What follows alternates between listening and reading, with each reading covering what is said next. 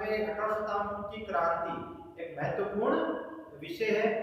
तो उसमें इसमें वीडियो में क्या देखेंगे कि वह कौन कौन से कारण थे जिससे भारतीय एकजुट हुए और अंग्रेजों के विरुद्ध उन्होंने एक सशक्त क्रांति को जन्म दिया।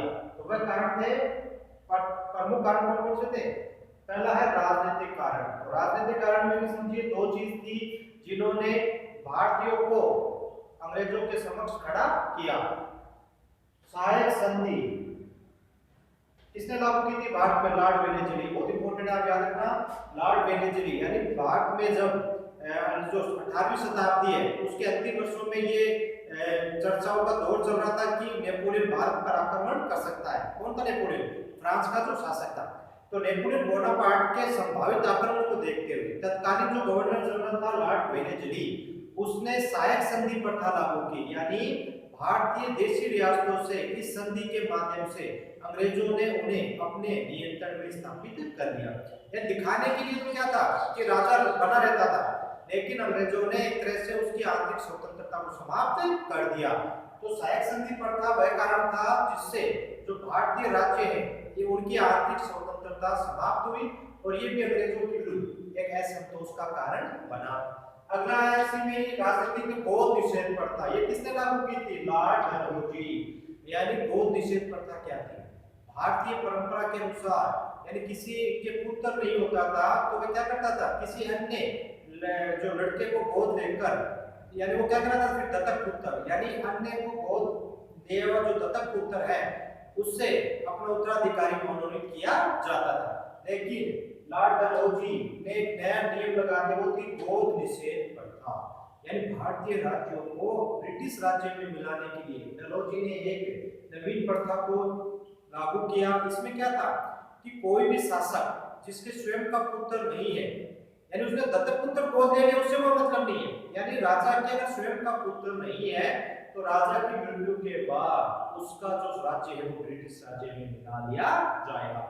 डलहौजी ने इस प्रथा का सहारा लेते हुए सतारा, नागपुर, झांसी ऐसे कई राज्यों को ब्रिटिश राज्य में मिला दिया।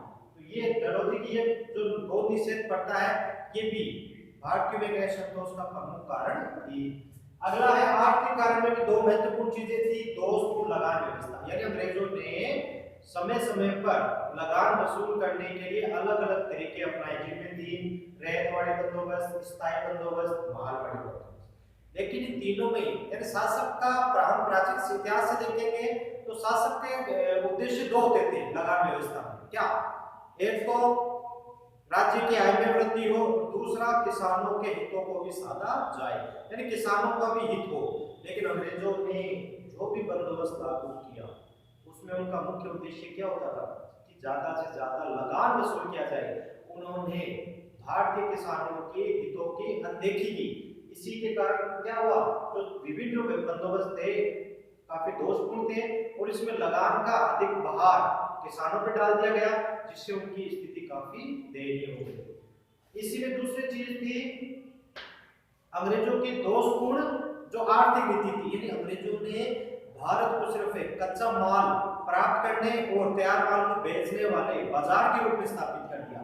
इससे क्या हुआ, अंग्रेजों की दोषपूर्ण आर्थिक नीति से भारतीय उद्योग धंधे हैं वो क्या हो गए, चौपट हो गए। जिस समय विश्व में औद्योगिक क्रांति से औद्योगिकरण बढ़ रहा था और अंग्रेजों के लिए दोषपूर्ण नीति के कारण भारत में उद्योग धंधे हैं, यानी भारतीय जो उद्योग धंधे हैं वह पतन की ओर अग्रसर हो रहे थे। इन आर्थिक कारणों से भी जो मजदूर वर्ग है और मुख्य रूप से मजदूर वर्ग है, किसान वर्ग है, उनमें अंग्रेजों के खिलाफ काफी असंतोष था।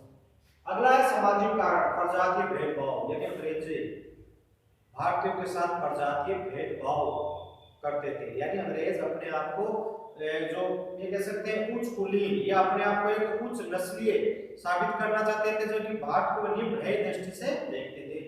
जैसे होटल हुए या कोई भी सार्वजनिक स्थान हुए उनमें भारतीयों के साथ काफी भेदभावपूर्ण व्यवहार किया जाता था। इससे भारतीयों में अंग्रेजों के प्रति काफी नाराजगी थी। अगला विभिन्न सामाजिक सुधार कानून, यानी अंग्रेजों ने भारत में सती प्रथा निषेध कानून हुआ, विधवा विवाह पुनर्विवाह अधिनियम जो हुआ, या कई अलग अलग जो सामाजिक सुधार कानून लागू किए थे।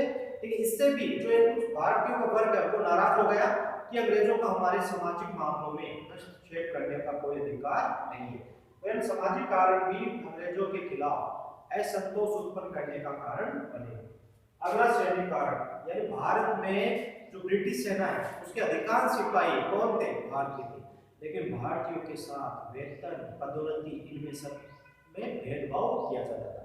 यानी संख्या में कम होते हुए भी यूरोपीय जो सैनिक होते थे उन्हें अच्छा वेतन दिया जाता था और पदोन्नति भी उन्हें जल्दी दी जाती थी।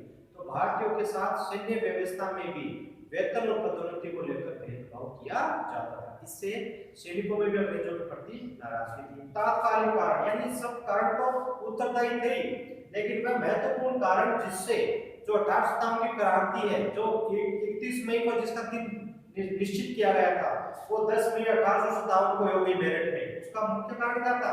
चर्बी वाले कारतूस। तत्कालीन गवर्नर जनरल लॉर्ड कैनिंग ने क्या किया?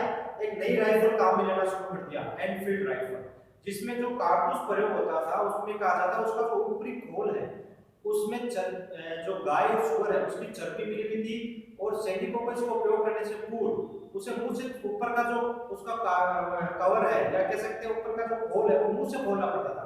इससे भारतीयों में काफी असंतोष था, क्योंकि एक तरह से अंग्रेजों ने उनके धार्मिक जो रीति रिवाज या धार्मिक जो संस्कार है उनको भंग करने का प्रयास किया। तो चर्बी वाले कारतूस की घटना का ही या चर्बी वाले कारतूस से तात्कालिक कारण थे, जिनसे क्रांति जो 31 मई को जिसका दिन निश्चित किया गया था वो 10 मई 1857 को मेरठ में शुरू हो गई।